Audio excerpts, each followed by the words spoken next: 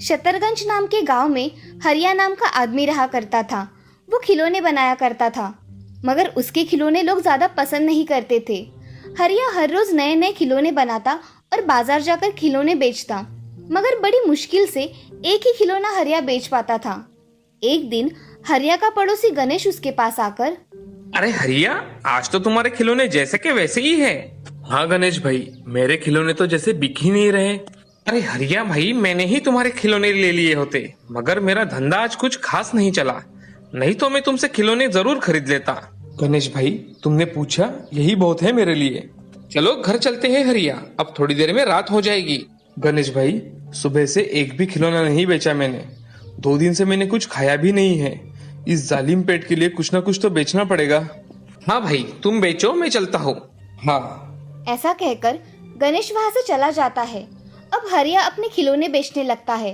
तभी एक औरत अपनी लड़की के साथ हरिया के पास आकर, भैया ये गुड़िया कितने की दी? ये गुड़िया 20 रुपए की है बहन। कुछ कम करो ना भैया, घर जाने का समय हो गया है और बच्ची ने जिद की है इसलिए खिलौने ले रही हूँ, वरना खिलौने तो इतने अच्छे नहीं है। उस औरत की बात सुन हरिया दुखी हो जाता है और उस औरत से, एक काम कीजिए, आप एक खिलौना 15 रुपए में ले लीजिए, इससे कम तो नहीं आएगा।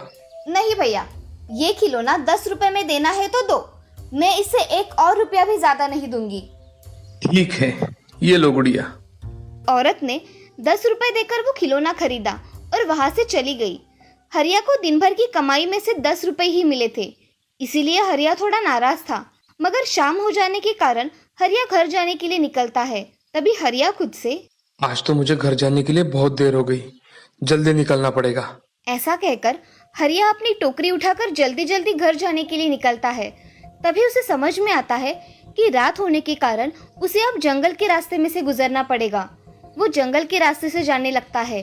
हरिया अपनी टोकरी लेकर वहां चल रहा था और खुद से बात भी कर रहा था। नसीब भी कितना खराब है, आज दिन भर की कमाई हुई तो कितनी, 10 रुपए, उसमें तो मेरा खाना तक नहीं होगा। क्या नसीब है मेरा भगवान।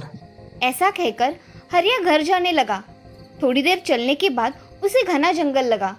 जंगल के रास्ते से वो कभी कभार जाया करता था, इसीलिए उसे डर नहीं लगता था। हरिया एक पेड़ के नीचे से जा रहा था, तभी उसे किसी की आवाज सुनाई दी, हरिया हरिया। हरिया रास्ते से फिर से चलने लगा। उसे वही आवाज आने लगी, हरिया हरिया।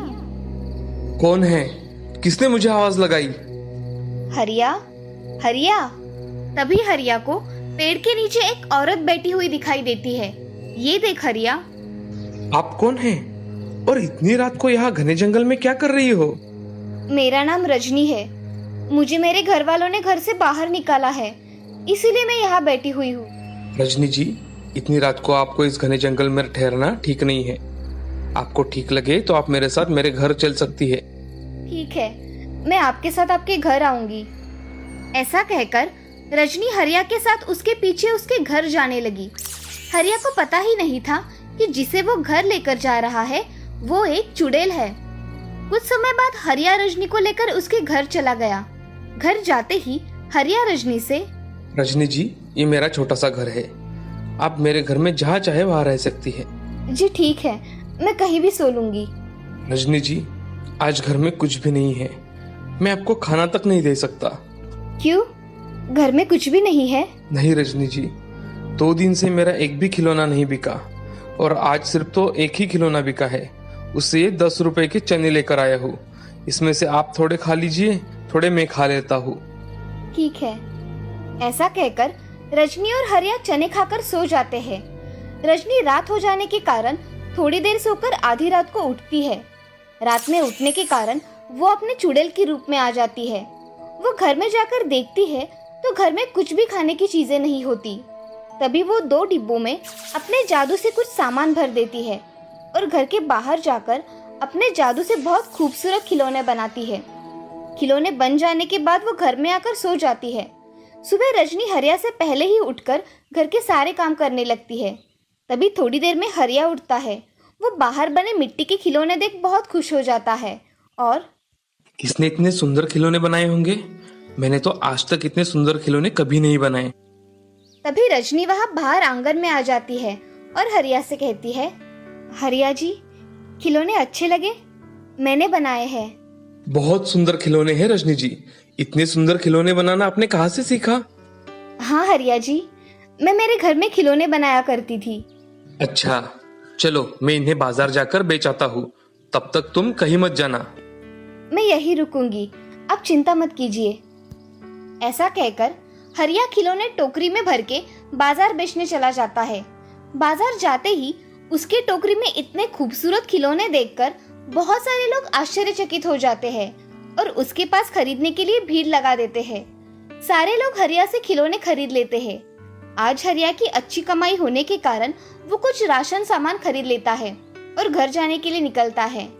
आज हरिया बहुत खुश था। उसके सारे खिलौने बिक गए थे। घर आते ही रजनी जी, मैंने कुछ राशन लाया है, ये ले लो। थोड़ा था घर में राशन, तो मैंने उससे खाना बना लिया। मगर घर में तो कुछ भी राशन नहीं था। आइए, मैं आपको दिखाती हूँ। ऐसा कहकर रजनी हरिया को डिब्बे में भरा राशन दिखाती है। वो देख हरिया आश्चर्यचकित हो जाता है। तभी रजनी हरिया से, आप हाथ मुंह धो लीजिए, मैं खाना लगा देती हूँ। हाँ, अभी आता हूँ। ऐसा कहकर हरिया जल्दी जल्दी हाथ पांव धोकर खाना खाने बैठ जाता है। अब हरिया और रजनी अच्छी तरह से खाना खा लेते हैं। हरिया को खुश देख रजनी भी खुश हो जाती है। हरिया रजनी से, रजनी जी, आज कितने दिनों बाद मैं घर का खाना खा रहा हूँ। मैंने आज तक इतना स्वादिष्ट खाना कभी भी नहीं खाया है। ये सब सुन रजनी बहुत खुश हो जाती है। अब ऐसे ही दिन बीत रहे थे। हर रोज रजनी अपने जादू से नए नए आकार के खिलौने बनाया करती थी और उसे देख ग्राहक हरिया के खिलौने लेने के लिए भीड़ किया करते थे। एक दिन एक छोटी बच्ची अपने पिता से, पिताजी, मुझे खिलौना लेकर दीजिए ना। नहीं मेरी बच्ची, वो खिलौना टूट जाएगा, उसका कोई उपयोग नहीं है। पिताजी, मुझे यही खिलौना चाहिए, अभी के अभी। ठीक है गुड़िया, ले लो। वो आदमी उसकी लड़की को खिलौना खरीद कर देता है। वो लड़की बहुत खुश हो जाती है। आज भी हरिया के सारे खिलौने बिक गए थे। ये देख हरिया का पड़ोसी गणेश बहुत ही दुविधा में पड़ जाता है। गणेश मन ही मन में, इस हरिया के खिलौने का व्यापार इतना अच्छे से कैसे चलने लगा? जिसके खिलौने कोई खरीदता नहीं था, आजकल लोग उसके खिलौने मांग मांग कर खरीद रहे हैं। ऐसा अचानक कैसे हो गया? गणेश हरिया के पास चला जाता है और हरिया से, अरे हरिया भाई, कल तक तो धंधा अच्छा नहीं चल रहा था और अचानक से कैसे धंधा अच्छा चलने लगा? क्या बात है? सब भगवान की कृपा है गणेश भैया। चलो, खिलौने बिक गए, मैं अब घर जाता हूँ। ठीक है। ऐसा कहकर हरिया वहां से चला जाता है और गणेश मन में, ये हरिया मुझसे कुछ छुपा रहा है। इस बात का तो मुझे पता करना ही पड़ेगा। गणेश रात होने पर हरिया के घर के बाहर जाकर देखता है तो उसे कुछ भी नहीं दिखाई देता। वो रात भर हरिया के घर के बाहर पहरा देता है।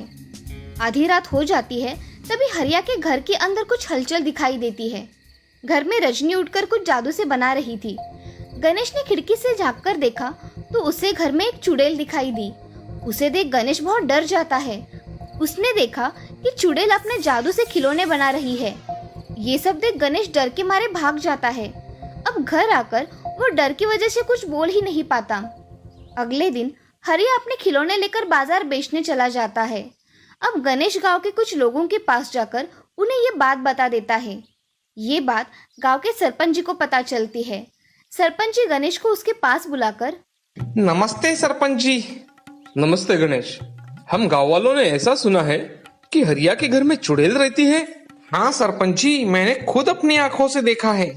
वही खिलौने बनाती है और हरिया बाजार जाकर बेच आता है।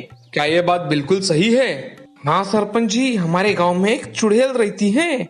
उसका हमें बंदोबस्त जरूर करना चाहिए। हम गांव के सिद्ध बाबा के पास जाएंगे, उनसे पूछते हैं कि ये सब क्या है। ऐसा कहकर सरपंच जी और गांव के कुछ लोग बाबा के पास चले जाते हैं। तभी बाबा ध्यान में मग्न होते हैं। थोड़ी देर में बाबा अपनी साधना से उठे और सरपंच जी से, आज कैसे आना हुआ सरपंच जी? बहुत दिनों बाद आए हो। काम ही कुछ ऐसा है बाबा, हमारे गांव में हरिया नाम के आदमी के घर में चुड़ैल रहती है। उसका कुछ बंदोबस्त करना पड़ेगा आपको। बाबा अब ध्यान लगाकर देखते हैं। तभी उन्हें सारी बात पता चल जाती है। बाबा सरपंच जी से, मुझे उसके घर जाकर देखना है कि ये बात सच है या झूठ। चलो मेरे साथ। ऐसा कहकर बाबा सभी गांव वालों के साथ हरिया के घर चले जाते हैं। घर जाकर सभी गांव वाले हरिया से, अरे हरिया, जरा बाहर तो आना। तभी थोड़ी देर में हरिया और रजनी बाहर आकर देखते हैं तो सरपंच जी के साथ गांव वाले घर के बाहर खड़े थे। ये देख हरिया। क्या हुआ सरपंच जी, आज आप सब मेरे घर के बाहर क्यों खड़े हो? तुम्हारे घर में जो औरत रहती है वो एक चुड़ैल है, उसे कहो सामने आओ और अपने असली रूप में आओ। ये सुन हरिया का अपने कानों पर विश्वास ही नहीं होता। आपको बहुत बड़ी गलतफहमी हुई है, ये चुड़ैल नहीं, ये तो रजनी जी है। बाबा ये झूठ बोल रहा है, इसी के घर में है चुड़ैल। अगर तुम सच में चुड़ैल हो तो जल्द से जल्द अपने रूप में आ जाओ। ऐसा कहकर बाबा ने कमंडलू से थोड़ा पानी निकालकर रजनी के बदन पर छिड़क दिया। वैसे ही रजनी का बदन जलने लगा। ये देख रजनी। रुकिए बाबा, मैंने कुछ नहीं किया, आप ये जल डालना पहले बंद कीजिए, मैं आपको सब बताऊंगी। ऐसा कहकर रजनी अपने चुड़ैल के रूप में आ जाती है। बाबा, मैं इस जंगल से एक दिन अकेले जा रही थी, तभी एक चुड़ैल ने मेरे शरीर पर कब्जा कर लिया और तब से वो चुड़ैल मेरे शरीर में प्रवेश कर चुकी है। मैं जब तक किसी से शादी ना कर लूं, तब तक मुझे इस चुड़ैल से मुक्ति नहीं मिलेगी। तभी बाबा चुड़ैल से, तुम उस बच्ची को छोड़ दो, मैं उसकी शादी करवाऊंगा, तुम्हें उसका शरीर छोड़ देना चाहिए अब। बाबा ऐसा कह रहे थे तभी हरिया रजनी से शादी करने के लिए तैयार हो जाता है। सभी गांव वाले हरिया की शादी रजनी से करवा देते हैं। जैसे ही रजनी की शादी हरिया से हो जाती है, रजनी उस चुड़ैल से मुक्त हो जाती है और सामान्य औरत बन जाती है।